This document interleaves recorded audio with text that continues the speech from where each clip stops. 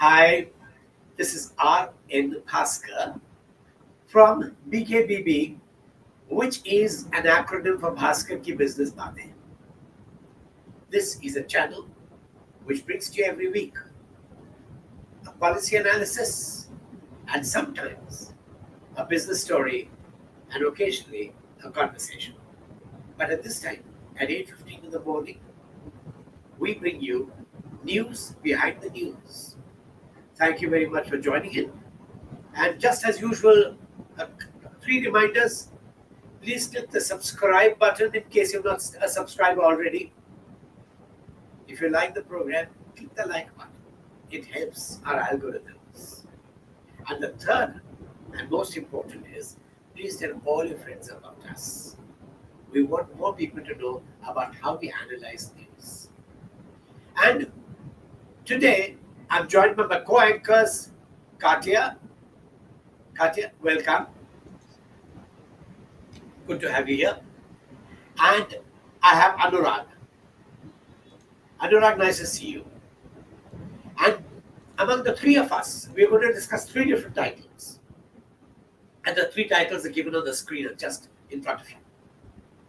The first title is about the government announcing a census finally 2027.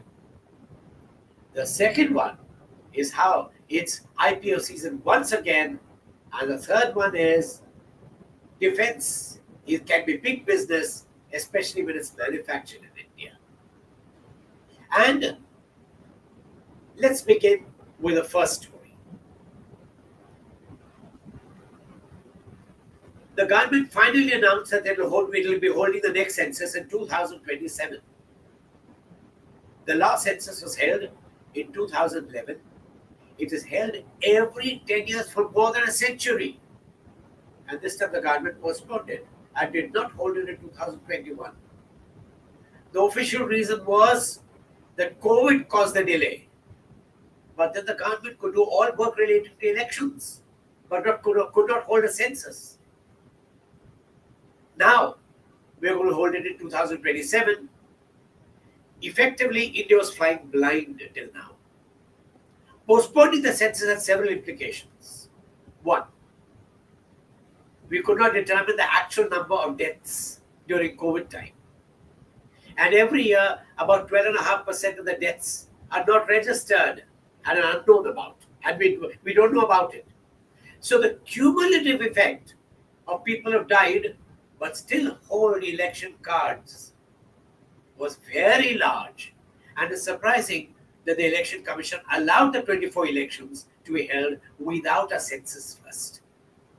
In any case, the census is being held in 2027. It begins the coming February, and it will be held in two phases. The first one will be for some states and the rest for all the states. And this time the census will also include the caste census. Significantly, and this is very important, according to rules, the delimitation exercise was to be done immediately after the census. Now the government wants to hold the elections first and then do the delimitation exercise. Evidently, the government wants to know which way the wind is blowing, especially in the states that are going to be adversely affected by delimitation before announcing this exercise. Anyway, industry, policymakers want the census to be held because without which economic data and data freebies is not easily computable. It's good that India is holding a census finally. And now we go to the second story, which is equally important, and that is IPO seasons there once again. Now, can I have Katya? You've not heard it wrong. It's not IPL season. It is IPO season, and we are back at it again. There was actually when the market was crashing earlier this year, and it was very volatile. IPOs had started between March and April, but May there was been a resurgence. A couple of IPOs have come.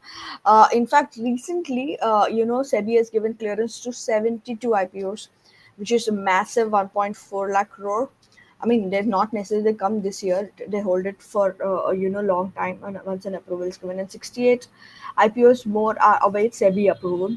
So, and then what is bringing back interest is big companies, like for example NSE. There's a lot of buzz around HDB Financial, which is the parent company of which is HDFC. Sorry. Um, is also bringing stoking a lot of investor interest.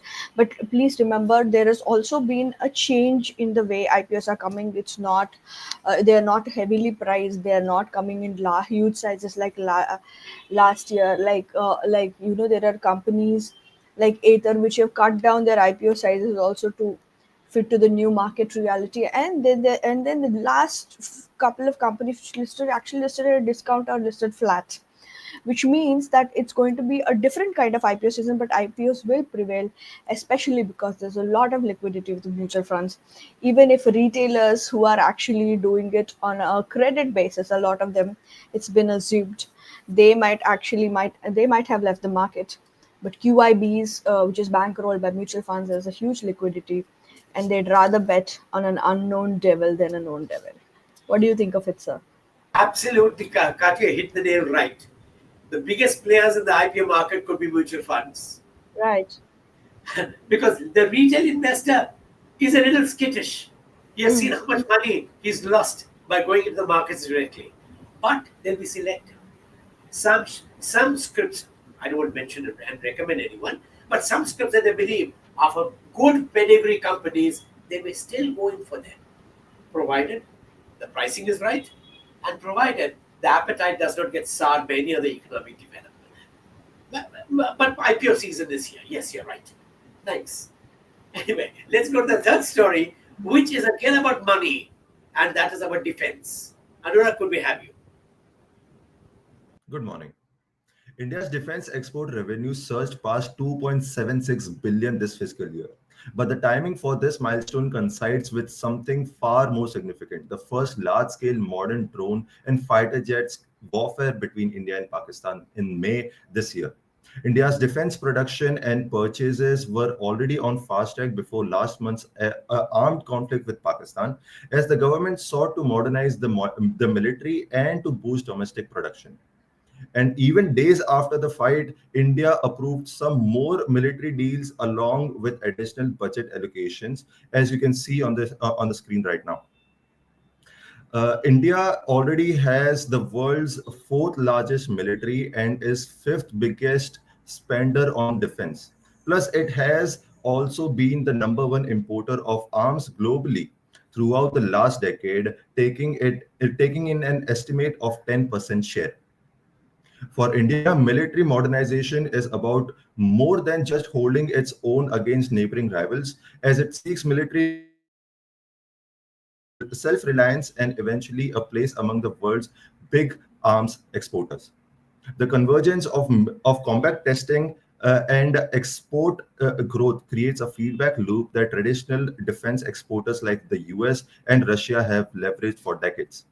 The export portfolio now includes the same drone technology and missile systems recently deployed in the Pakistan conflict, with buyers spanning over 100 countries. The United States leads as the largest importer of Indian components, while Armenia purchases finished weapon systems.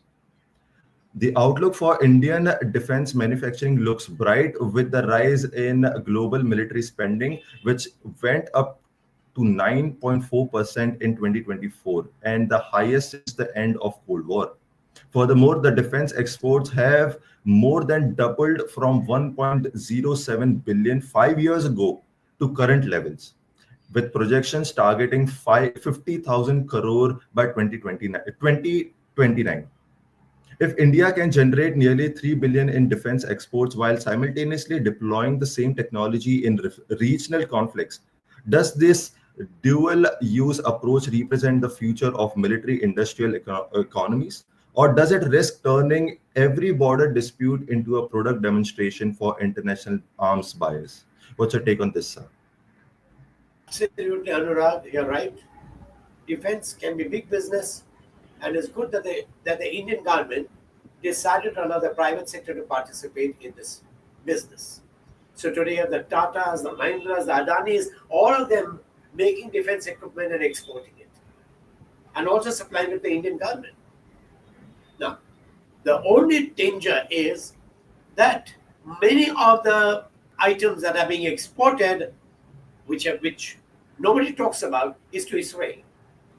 Because the collaborations that we have are with Israel, and Israel desperately wants those arms and is going to fund a war, a genocide, and ethnic cleansing with the blessings of the United States.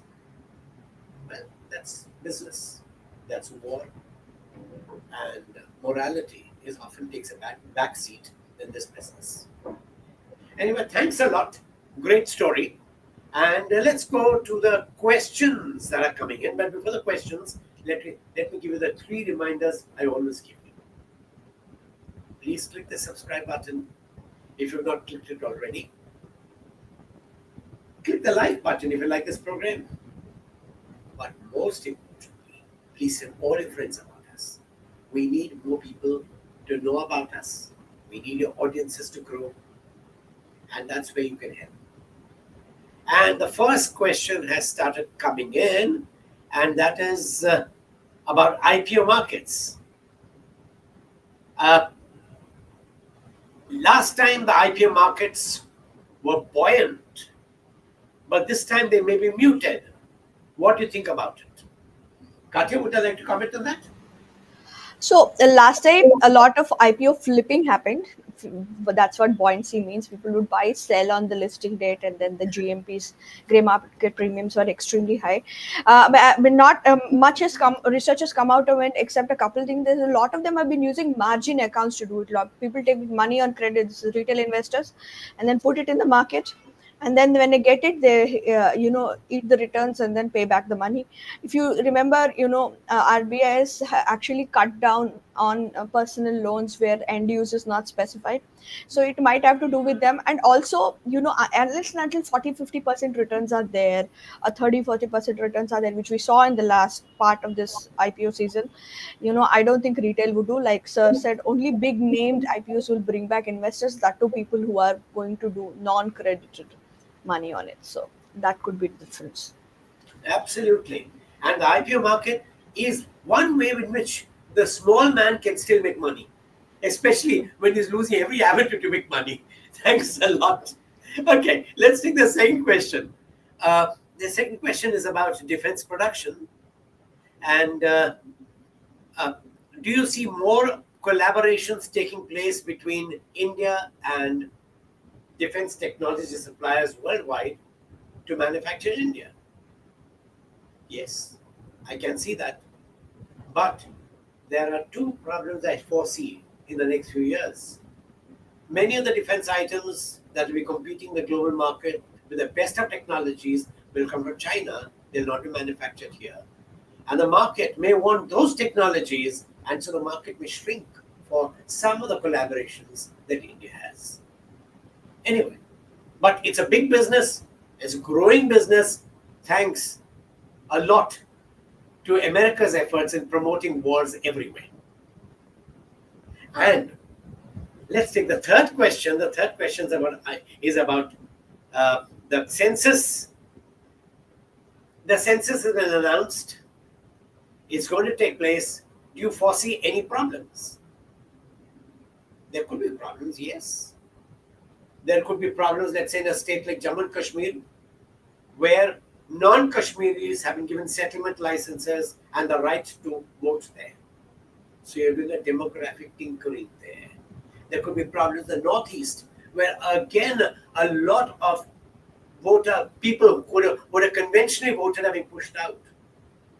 And of course, the southern states will be looking at elections very closely, because the delimitation exercise depends on how well southern states do. And there is one more little thing. The census is very urgently required because the government has just passed a law saying that Aadhaar cards can be linked to election cards. With the huge number of bogus Aadhaar cards proliferating, a census is desperately needed to first weed out the Aadhaar cards and then make sure that election cards are sacrosanct. And that is a problem. The trouble is census results will immediately follow by elections. Will the election rolls get changed? I don't know. Let's see. But that brings me to the end of today's session. Thank you very much for being with us. It's good to have you here. Have a great day and see you once again tomorrow. Bye. Take care.